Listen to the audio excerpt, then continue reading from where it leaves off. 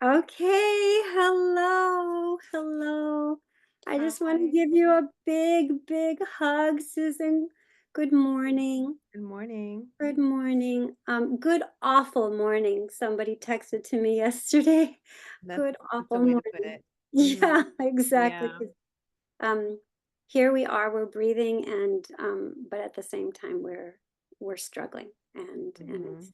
it's just really want to say that how much I admire your steadfastness, your resilience, and your strength and your heart Mhm. throughout this entire learning for me. Really, it's been a huge learning. I was committed to Palestinian liberation since the 90s, but this has been like the deepest learning and the biggest heartbreak, and I can only imagine what it is for you.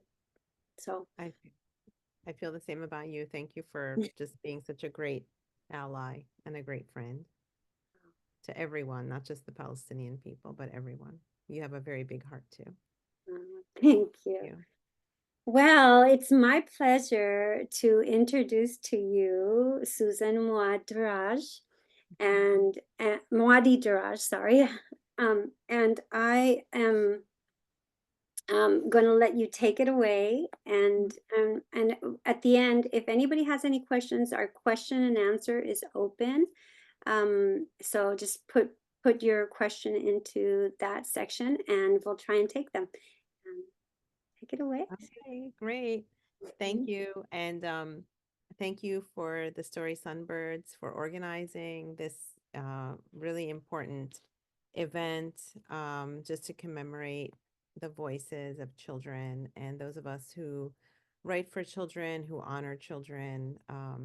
Writing for children is what we do because we just love children so much and we respect them so much. And we understand that if we could all just see the world the way that children see the world, I think our world would be better off for that.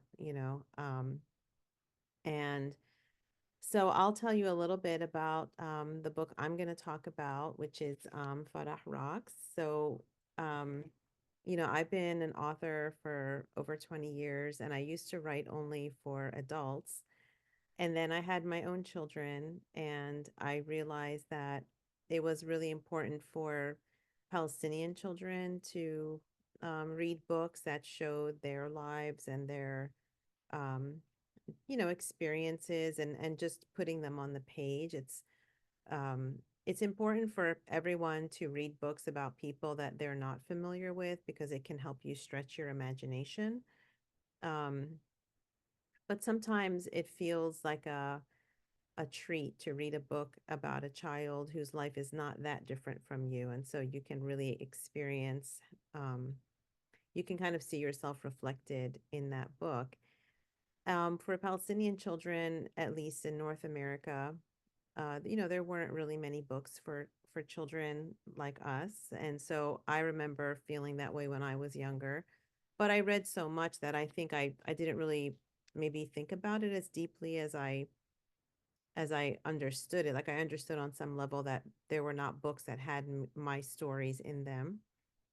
But I think that lesson became very clear for me when I had my own children and my daughter started asking me for books that had Arab girls or Palestinian girls in them. And I had a hard time finding very many. And it seemed strange that this is a problem that my daughter is having, but it's the same problem I had, 30 years earlier when I was her age. So I wrote a story for her about a girl named Farah, and Farah is a name for a child of any gender, and it means joy. And I realized I was like writing a story about a girl that I was like kind of creating this ideal life for a Palestinian girl, and so I wanted her life to be joyful. So I called her Farah because I wanted her to be joyful. And Farah is in fifth grade. She has her baba and her mama live with her, and her brother Samir lives with her. And the book, the book series is 4 books long. And in the first book, she is trying to get into a special magnet school. She and her best friend are trying to get into a special magnet school for middle school. So she's got a lot of pressure on her to do that, but she also wants to like enjoy her life. And unfortunately, she's going to have a problem that year in fifth grade when there's a bully that shows up at her school. So I thought what I could do is read to you from the first chapter of the book and then see if we have any questions. I'll tell you that as I said, I wrote this for my daughter initially, and she was a pretty tough editor and writing for her, and she showed it to her friends. And I think that writing for children, I actually know, taught me how to write for children. And the one thing that I learned about writing for children is never underestimate children. You know, children are very, very smart and they understand a whole lot more than some adults think they do. And I hope that I've accomplished, that in this book. So let me read to you from Farah Rock's fifth grade. And this is from chapter 1. And I want to just say that the book is illustrated by Ruaida Manna, who is um, an Arab illustrator who grew up in the country of Colombia. And I love how she portrayed Farah. I love how she depicted her. And she's done lots of beautiful illustrations in the book. Like this is Palestinian Tatriz, which decorates the book the entire way through. So, so um, this is from chapter 1 of Farah Rocks. Um, Farah, where's Mama? Asks my little brother Samir. He's holding his green light up sneakers with Tommy Turtle on the sides. Mama bought them at a yard sale because they looked new, but right now they look awful. The bottoms are caked with mud. You should have worn your boots outside, I tell him. It's the last day of winter break. The snow has turned all mushy and brown. Biddy Mama, he says. She's on the phone, I explain. I don't say it will probably be a long time before she's done. That's because Mama is talking to Mrs. Liu, the mother of my official best friend, Allie. And they're talking about their favorite subject, the Magnet Academy. For 2 years, our moms have been talking about Magnet, but lately, because our applications are due in 6 weeks, it's been even worse than usual. Allie and I are fifth graders at Harbortown Public School. For middle school, we're hoping to get into Magnet. It's a public school, but with a special focus on science and math. Allie and I have heard that Magnet students end up getting jobs as astronauts and chemists and heart surgeons. Samir groans now, snapping me out of my thoughts about Magnet. I want clean sneakers for school tomorrow. Come on, I tell him. We head to the kitchen. If Mama is still on the phone, I can clean the sneakers for him. I help my parents a lot taking care of Samir. Baba is flipping pancakes at the stove. He likes to make breakfast food for dinner or dinner food for breakfast. Sometimes he even grills hamburgers at 9 o'clock in the morning. He says the chef makes the rules. Mama is leaning against the counter, her cell phone to her ear. What science classes should they take? She says. Pause. Yes, I agree, and we'll sign them both up for Latin, of course. Allie and I are really excited for Latin. One of the reasons Allie and I are official best friends is because in second grade, Harbortown labeled us gifted and put us in advanced academic classes, or AA classes. The school says gifted means that we're really smart, but for us, gifted means we just get more homework than everyone else. Even though I don't like the word gifted, I am thrilled about going to Magnet.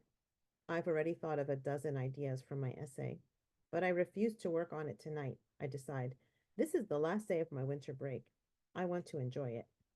Of course, I think as I start looking under the sink for a scrub brush, cleaning Samir's muddy sneakers isn't exactly fun. Baba flips a pancake and tells Mama, food's almost ready. Mama nods at Baba. Maybe we'll get our families together for dinner soon, she says into the phone. Pause. Thanks. Good night, Lynn. After Mama hangs up, she sings to herself in Arabic, looking all dreamy. She snaps out of it when she asks me what I'm doing under the sink. I point to Samir. Your shoes, Samir, she exclaims, horrified. How can you wear these to al-madrasa tomorrow? Sorry. He has trouble pronouncing his R's. It sounds like sawi. It's not a huge problem compared to all the health problems he's had before. Thanks, Farah, but I'll clean them myself later, Mama says. Go put them by the back door. Are you ready to eat? Yes, we say together. Eating Baba's pancakes is even more awesome than hearing him say pancakes. In Arabic, the letters P and V don't even exist. So Baba just replaces them with the letter B. It's the closest he can get when he's speaking English. Mama came to the United States when she was my age, but Baba came when he was 28. Farah has to complete her application for magnet, Baba says. He puts a plate heaped with fluffy pancakes on the table. Did you start? He asks me, pouring everyone a glass of juice. I just have to write the essay, I say. I use my knife to saw through a stack of 3 pancakes oozing with syrup. What are you writing about? Samir asks. Why Magnet should accept me. I'm not sure what to say, maybe because I'm smart, or because I'm awesome, or because I'm amazing, or maybe because you are so confident, Baba says with a grin. Samir pats my shoulder. Those are good ideas, he says seriously. In Samir's world, I'm like a hero. Most kids think little brothers are annoying. Not me. I'm glad that he thinks I'm his cool big sister. Samir is 6 years younger than I am. My parents were excited for another baby, but Samir arrived way too quickly, 3 whole months early. Even though I was only in preschool, I knew this was bad news. He stayed in the hospital for 3 months. The doctors thought he might not even live. Mama and Baba made a promise then. If Samir would just be okay, they would donate a new stained glass window to our church. That's St. Jude's, the Orthodox church, and that's where all the Arabs like us attend. But Samir did come home looking like a tiny bald bird. So my parents bought the window, which is taller than my dad and really expensive. In fact, we're still paying for it. It's one it's one reason why my parents worry about money. Another reason is all Samir's therapy, which costs tons of money. He needs extra help, and luckily Harbor Town is great. He gets pulled out of kindergarten classes to work on his speech, and once a week, a therapist helps him. They work on holding a pencil and printing his letters. Well, Farah, Baba says to me now, when will you finish it? Baba, I whine, it's the last day of winter break. I'll start it this week, I promise. Inshallah, you will, Mama says. I know, I interrupt her. Inshallah, I will get accepted. We will pray, Baba says, and then stuffs a fork full of pancakes into his mouth. So that's the opening chapter of the book where I set up the story about her trying to get into the magnet school, and you hear about her brother. In the next chapter, you'll find out that there's a bully who's sort of bothering her and her brother, and she has to deal with that bully. And she has a lot of adventures with her friend Allie as well. So their friendship, sometimes in school you have your friendships, you have problems with your friends, and so she and her friend have a problem that they have to work out as well. Um, so that's the first book in the Farah Rock series, and there's 3 more after that, following other adventures that she has with her friends and her family. So I'm not Right. sure how much time we have left. I'm Oh, sorry. we have 5 minutes before Okay. Yafa comes on. So if anybody has any questions, I saw somebody raise their hand and Uh, uh oh, and but if you have a question, just type it into the Q&A and mhm. and we will um uh, and we'll get to your question in I the want. hmm? Oh, I'm sorry. Go ahead. Go ahead. I just wanted to say, in the back of every book, in the Farah Rocks books, there's like a little activity that kids can do. This is really fun for teachers and parents. So Farah has a saying. She's very funny, and so something she says when she's surprised, she says "Holy hummus," right? Like she's always surprised by something, and she yells out "Holy hummus." And so I've included in the back Farah's holy hummus recipe that people can make with their families. As you know, hummus is like one of our most popular foods in Palestine and other Arab countries, and it's something we eat like all the time with every meal.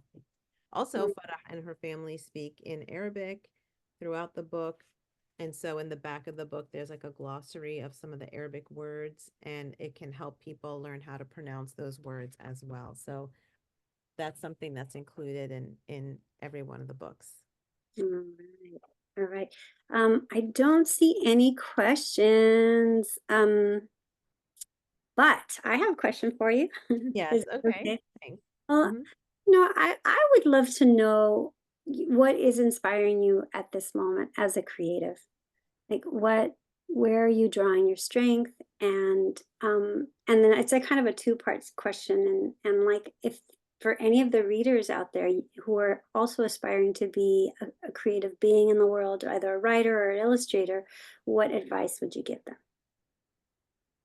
So I'm drawing a lot of my strength every day from watching not I mean watching what's happening is so devastating, and it's almost I feel almost ashamed to say that I'm devastated because I'm not even experiencing it directly. Mm, But what I'm drawing strength from is watching Palestinian society refuse to abandon one another. So we are watching in every video civil defense teams crawl into buildings, lift up walls with their bare hands. I mean, these men are heroes in ways that the word hero doesn't even capture what they're doing. We're mm, watching women um, take the children of take orphans who have no family left and just simply fold them into their own families and take care of them. We're mm, watching nurses and doctors hug parents and hold children who are scared, even when they themselves are scared. So, this is the spirit of Palestinian generosity and love and community that I've always known my entire life. And I feel very proud to know that it's holding up even under this incredibly diabolical, awful evil that's being imposed on our people. We do not abandon each other. I've seen so many videos of people who are injured and cannot walk as they're trying to escape. And there's always somebody carrying them or making a makeshift wheelchair or something. Like they no, they're not leaving anybody behind. We don't leave people behind. mhm, Every life matters to us, and we hold that to be a very sacred thing. And so I'm very proud of that. It's a small, it's a very small thing in a way, but it makes me feel strong. I mm. hope that Yeah. I hope that Yeah. makes sense. No, it's such a powerful answer. Thank you so much. That's Thank you. the things that we consider or don't consider, from the different advantages or privileges that where we are is just it's always beautiful to learn and be humbled by that teaching. Okay, so we have 1 more minute, but we had two questions that came in. I wonder Oh, if you can just do like a flash answer. The first oh, one is, do you think Fair Rocks will be adapted to the stage one day? oh, I hope so. I'm not sure. I'm hoping it'll be picked up as like like a cartoon series or something like that. I think that would be kind of fun, but inshallah, we'll see what happens with that. Hmm. Okay. And so the second question is, we love Fair Rock so much. We also love Behind You is the Sea. Is there anything you are working on right now?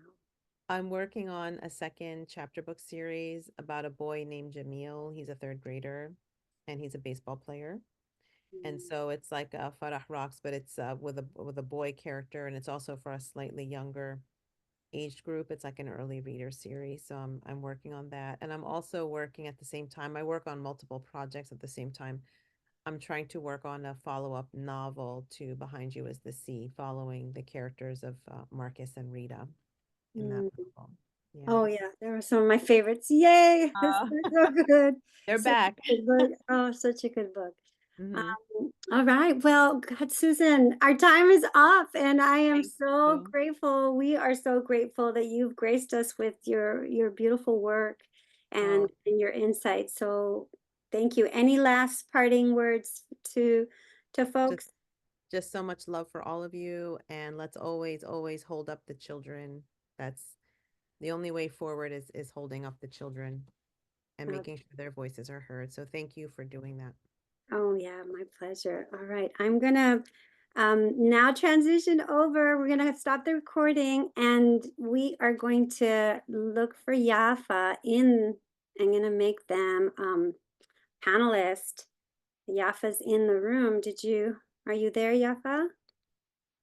Oh, there they are. Okay, cool. And let me just stop this recording.